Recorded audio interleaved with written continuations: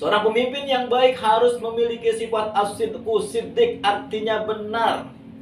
Ucapan maupun perbuatannya harus sinkron, harus sejalan.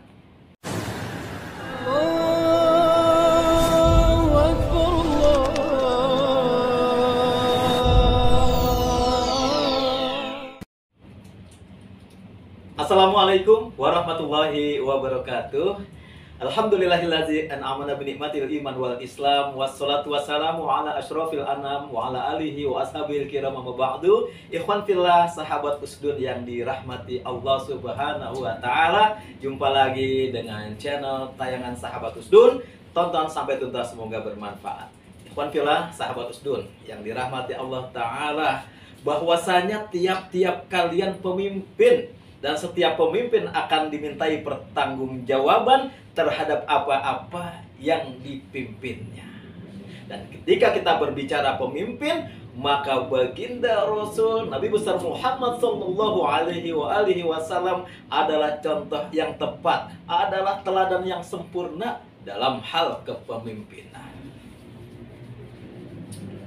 Laqad kana lakum fi Rasulillahi uswatun hasanah.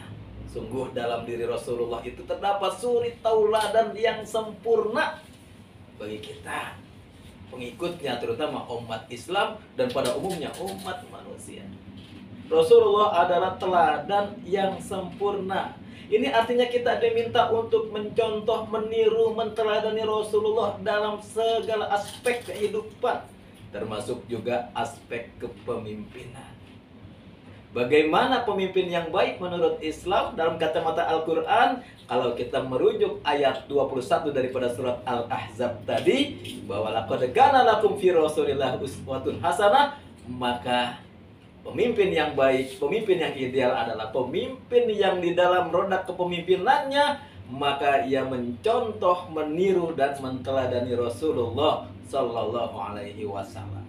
Atau dengan kata lain, seorang pemimpin yang ideal adalah pemimpin yang memiliki kemiripan sifat atau karakteristik daripada sifat-sifat yang dimiliki oleh baginda Rasul.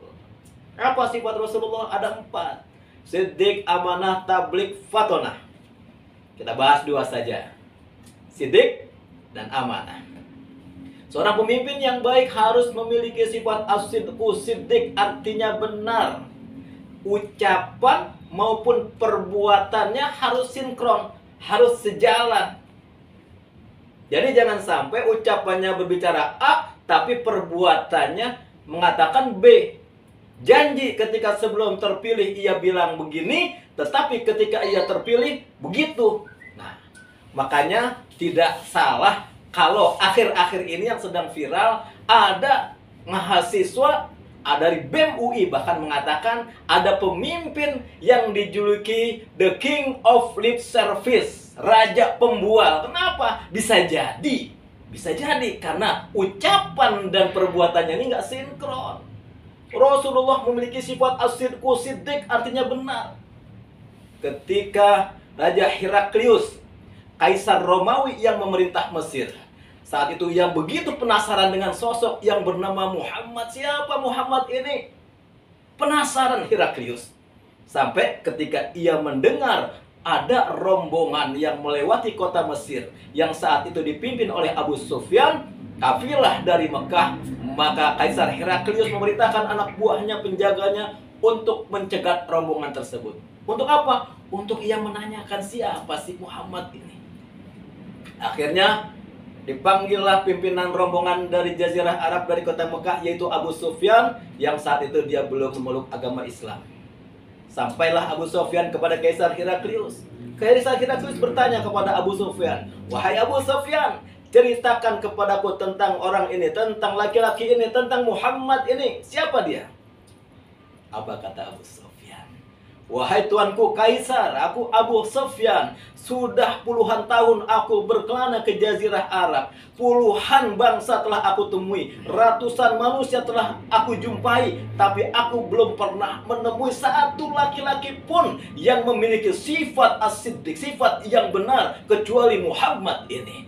Dia adalah orang yang benar." Pemirsa, sahabat Usdun yang dirahmati Allah, sekelas Abu Sufyan, yang pada saat itu ia merupakan lawan politik. Dia tidak bisa, lidahnya ini keluh untuk mengatakan kalau Muhammad penipu, kalau Muhammad adalah the king of lip service misalnya.